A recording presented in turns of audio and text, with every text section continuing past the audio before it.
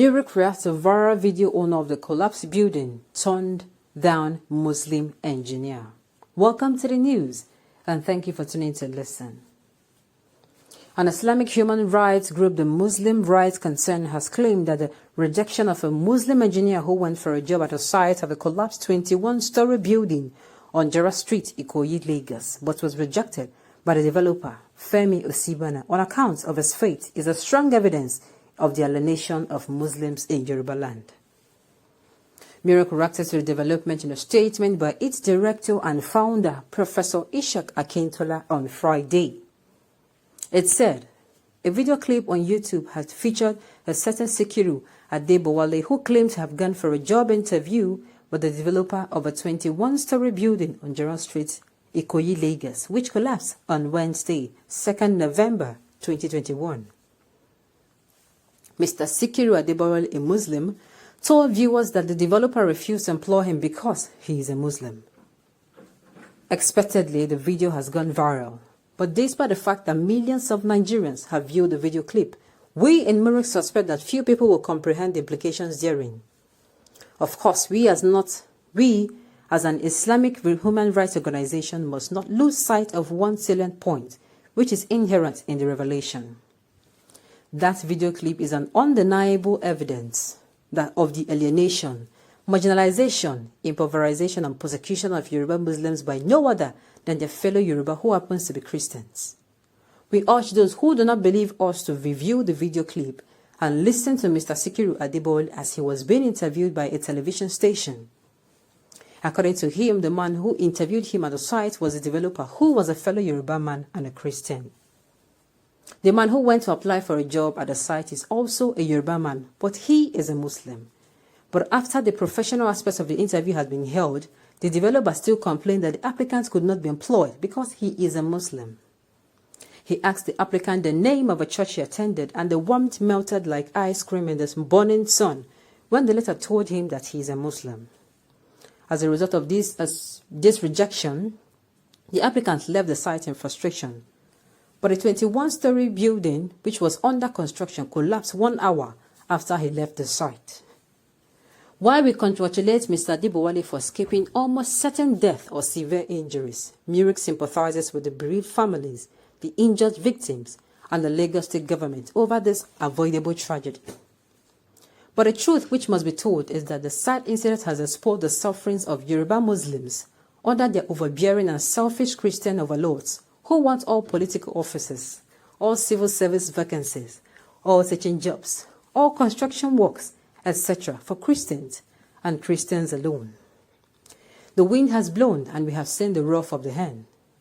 Muric has been complaining for years that jobs were being hoarded by our Christian neighbors, but Muslims were being ostracized. Muslims who attend interviews are asked if they are ready to convert. They are told to bring referees letters from pastors, and those who fail to do so remain jobless. Muslims are turned into dregs of a society. Christianity become the avowed priority, not Oduduwa nation.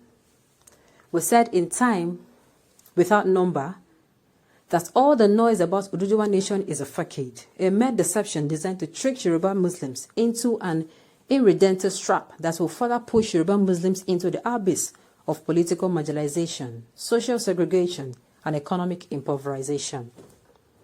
The story of Mr. Sikiru Adebowale, as narrated in the video clip, should have distracted condemnation of the developer's attitude from the Nigerian civil society, but the latter have elected to keep mum because a Muslim is the victim.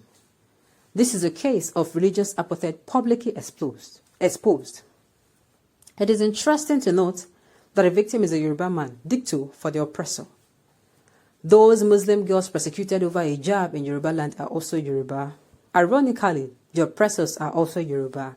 It dismisses the myth of a tolerant, loving, and sharing Yoruba race. It belies the propaganda that there is no religious intolerance in Yoruba land. You can all see with your own eyes what happened between this Yoruba developer and his Yoruba Muslim applicant. We are constrained to reiterate our explanation of what is happening in Yoruba land. It is not religious tolerance, rather it is religious enslavement and socio-economic alienation. The fact that Christians and Muslims live together in the same house is being misunderstood as religious tolerance. But the truth is that all that is at an informal level. Nobody should try to pull the wool over our eyes. We know what is happening out there. The Christians and Muslims who live in the same houses and work in the same offices do not tolerate one another's religion. They tolerate one another because they see themselves every so often, not as Christians and Muslims, but as neighbors and co-workers. But the moment they leave that house or office and the religious issue crops up, they become bitter enemies. The same Christian teacher who interacts peacefully with some Muslims in his house or office becomes an aggressive teacher. He will snatch the hijab from the head of a Muslim girl. He becomes an intolerant manager who will reject a Muslim applicant on account of his faith. The same Christian who lives in the house or works in the same office with Muslims is the same who vehemently rejects the idea of permitting Sharia in Yoruba land. Yoruba Christians and Muslims may share meat during Salah and fried rice at Christmas. They have learned to interact peacefully with individual neighbors and co-workers, but fail to integrate religious institutions. This is the true anatomy of the relationship between Christians and Muslims in Yoruba land. They tolerate each other at the informal level, but they are sworn enemies at the formal level. Muric hereby demands the reaction of Afenifere and other Yoruba sociocultural groups at this viral audio clip. A Yoruba man has deprived another Yoruba man of a chance of employment. The reason advanced is that the applicant is a Muslim. What has Afenifere got to say about this? The size of that monumental interview is a microcosm in a macro. It perfectly depicts what is happening in the whole Yoruba land. Will Yoruba Muslim get jobs in an Oduduwa nation? Will Yoruba Muslim enjoy equal rights and justice in an Oduduwa republic? It should be noted that similar posters raised by Muric more than 6 months ago remained unanswered by Afenifere. However, we know fully well that our interventions serve an enlightenment for the public. Even if Afenifere refuses to respond, we will not give up until the entire Yoruba race and the Nigerian nation as a whole are liberated from the shackles of disinformation, misinformation, and malinformation. Aluta continues, Victoria Asata. Muslim jobs matter. Well, we have listened to it. But the thing is, it happens everywhere. Tribalism is everywhere. Ethnicism. If you hear people's stories sincerely of how this one is now between, he's even saying there is, in between them. There is tribalism everywhere. There is ethnicism everywhere. It is almost everywhere. You cannot just sideline it to just religious alone. It affects everywhere. And why this is not the time I keep saying, people are trapped in this place. This is not the right time for such long explanation. Are you trying to mock these people? No, it is not the right time.